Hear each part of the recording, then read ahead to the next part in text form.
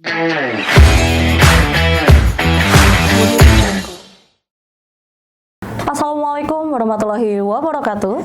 Kembali lagi di podcast Ngopi Teko, ngobrol pintar tentang sekolah.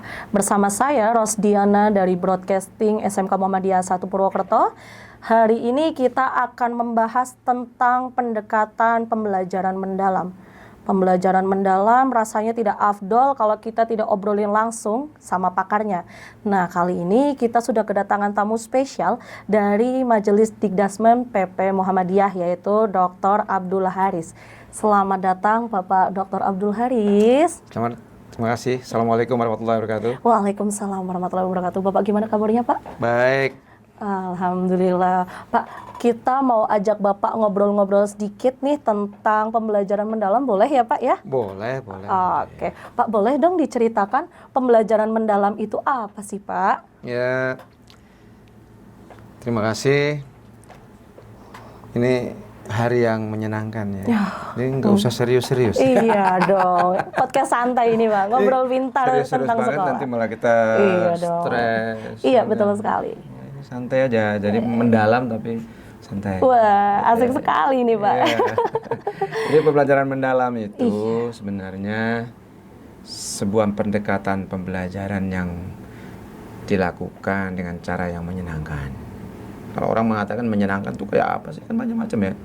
Menyenangkan, dibawa santai. Kalau orang sudah senang dengan dengan situasi, dengan pendekatan yang kita lakukan, pasti siswa juga akan lebih gampang menyerapnya, apalagi di SMK. Oh gitu ya Pak ya. Tapi SMK sebenarnya kan kita sudah lama itu menggunakan pembelajaran mendalam yang dengan konsep menyenangkan itu. Karena tanpa menyenangkan anak-anak pasti tidak akan betul sekali bisa serius bekerja belajar ya. Iya. Dan yang kedua ya pembelajaran yang juga pendekatan ini didasarkan kepada pendekatan yang meaningful. Oh, meaningful itu bermakna ya, pendekatan pembelajaran yang bermakna. Tapi sebelumnya itu kan sebenarnya pembelajaran mendalam juga harus mindful. Apa itu Pak Mindful itu penyadaran ya, memberikan anak-anak itu mencoba disadarkan. Tapi ini sebenarnya sudah lama. Jadi kalau anak-anak kita memilih satu kompetensi, itu kan mereka dengan sadar memilih itu. Iya, betul. Nah, artinya kalau mereka sudah sadar memilih, mereka otomatis sudah senang dengan kompetensi yang dipilih, senang dengan kondisi sekolah, lingkungan sekolahnya. Tentu ini akan didukung dengan peralatan yang juga menyenangkan, yang bermakna buat meningkatkan kompetensi mereka. Nah, saya kira ini di SMK itu sudah bukan lagi hal baru, ya. Jadi kalau dulu sebelumnya kita mengenal ada growth mindset, kemudian sekarang kita mengenal pembelajaran mendalam atau deep learning ini, maka SMK sudah melakukan itu sudah lama. Ya. Okay. Lalu kemudian juga diikuti dengan bagaimana kita mengasah kepekaan anak-anak kita melalui estetika. Ya. Kemudian bagaimana etik diajarkan kepada anak-anak, sehingga tidak lagi melulu serius ya belajar misalnya tentang teknologi, misalnya tentang pembelajaran di teknik otomotif misalnya. Mereka sangat itu kan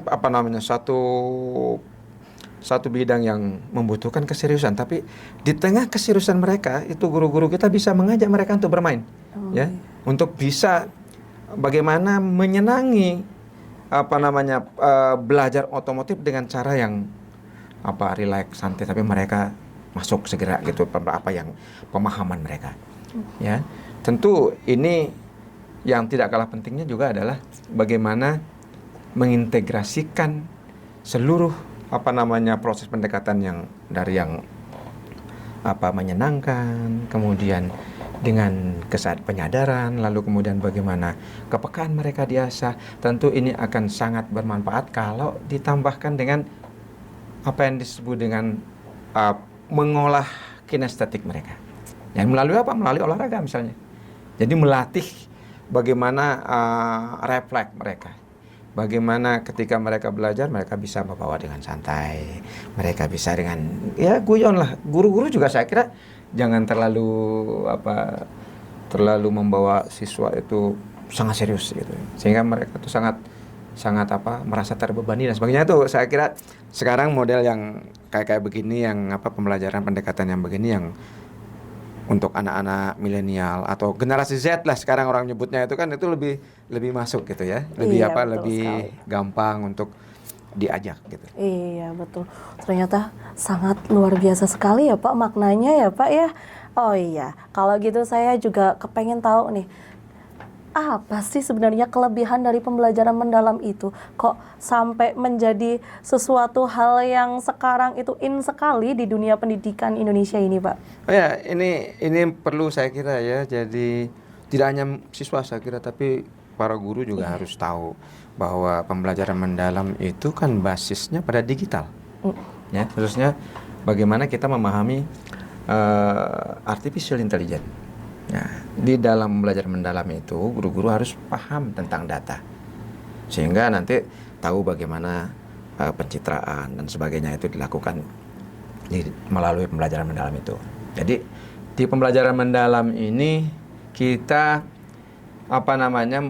membawa siswa untuk bisa paham lebih detail, lebih dengan, karena kalau kita punya data yang cukup ya, maka tentu pemahaman kita tentang satu fenomena itu akan jauh lebih baik. Atau mempelajari sebuah kompetensi tapi kita banyak membaca, misalnya kayak gitu, itu juga akan membantu untuk bagaimana kita lebih gampang untuk mengekspresikan apa yang kita pahami. Nah, guru-guru saya kira juga harus tahu, tidak hanya tahu tentang data, tapi tahu tentang bagaimana menggunakan digital, bagaimana menggunakan perangkat digital di dalam proses pembelajaran. Ya, ini saya kira. Oke, berarti yang namanya pembelajaran mendalam itu kita itu akan lebih dekat dengan yang namanya teknologi ya Pak ya. Oh iya, dengan teknologi digital tentunya, apalagi kita kan menghadapi generasi Z ya Pak, atau Gen Z nih biasanya kita sebutnya. Oke, Pak, pertanyaan terakhir nih Pak, saya sebenarnya nggak pengen bertanya, cuman apa sih Pak harapan dari Bapak nih? Karena kebetulan kan di sekolah kami nih Pak, di SMK Muhammadiyah 1 Purwokerto, kita sudah menerapkan deep learning ini. Nah, harapan Bapak biar deep learning ini bisa terus berjalan dan terus menyenangkan bagi siswa.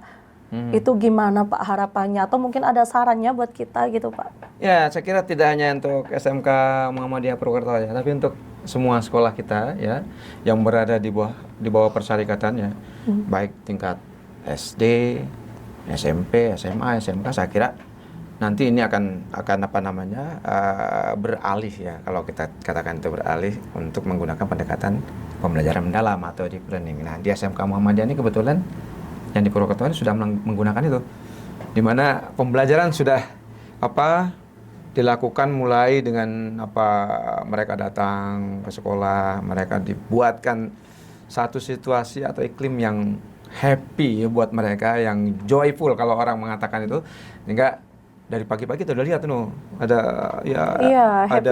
keceriaan lah di sekolah Muhammadiyah yang kemudian ini kan membawa anak-anak untuk bisa belajar dengan enak gitu, nyaman gitu. Sekali. Mereka bisa memahami atau mengikuti bimbingan para guru dengan menyenangkan gitu ya. Nah, ini saya kira menjadi hal yang bagus, yang contoh yang bagus. Sehingga harapan saya ke depan SMK Muhammadiyah 1 Purwokerto ini bisa tetap menjadi leaders ya, terutama untuk wilayah Purwokerto dan sekitarnya. Di sini ada Aji Barang, lalu ada Banyumas. Saya kira ini bisa dijadikan sebagai tempat untuk belajar, tempat untuk saling berbagi di SMK Muhammadiyah 1 Purwokerto, terutama untuk bidang-bidang yang dibutuhkan. Nah, khusus untuk implementasi pembelajaran mendalam yang dilakukan oleh kawan-kawan di SMK 1 Muhammadiyah Purwokerto ini, saya kira juga dapat menjadi contoh yang bagus ya, tidak hanya untuk Muhammadiyah tetapi untuk sekolah-sekolah yang lain. Maka datang ke sini, ke SMK Muhammadiyah 1 Purwokerto, untuk bisa belajar lebih banyak bagaimana mengimplementasikan pembelajaran mendalam, ya. Karena sudah cukup bagus saya kira. Satu, dia sudah menjadi sekolah unggul, ya. Iya. Sekolah yang sudah dikembangkan melalui revitalisasi maupun oleh pemerintah juga melakukan ini juga dan program PK. Iya, PK, Ya, Pusat Keunggulan. PK, Pusat Keunggulan, dan Iya. SMK Muhammadiyah 1 Purwokerto ini juga menjadi salah satu yang terbaik di Purwokerto. Ya. Luar biasa sekali ternyata. Guru-gurunya juga terbaik loh. Wah. Terbaik ya. Mudah, Alhamdulillah. menyenangkan ya. Iya. Ini. Siswanya pun nggak kalah terbaik sih, Iya, Pak. siswanya juga. Siswa-siswa yang masuk ke sini itu siswa-siswa pilihan, Pak. Iya. Terutama untuk jurusan kita sendiri nih, Pak, jurusan broadcasting. Ya, terutama di broadcast kan banyak nih prestasi yang sudah ditorehkan Iya, oleh betul. Dan kawan-kawan di sini. iya, kebetulan juga yang menjadi jurusan pusat keunggulannya itu jurusan broadcasting di Oh, sini. broadcasting ya? Iya, alhamdulillah, Ya, Pak. ya, ya. Oke. Teman-teman, ternyata sangat menarik sekali obrolan kita hari ini tentang pembelajaran mendalam itu yang maknanya sangat luar biasa. Terima kasih Pak Dr. Abdul Haris atas kedatangannya ke SMK Muhammadiyah 1 Purwokerto. Semoga ini menjadi langkah awal kita untuk lebih memaknai tentang pembelajaran mendalam, dan kita nantikan kedatangannya untuk di lain waktu. Oke, terima kasih. Iya. Oke. Deh. Sekian podcast Ngopi Teko pada hari ini, dan jangan sampai ketinggalan episode Ngopi Teko berikutnya. Saya Rosdiana dari Broadcasting SMK Muhammadiyah 1 Purwokerto, pamit undur diri. See you and wassalamualaikum warahmatullahi wabarakatuh.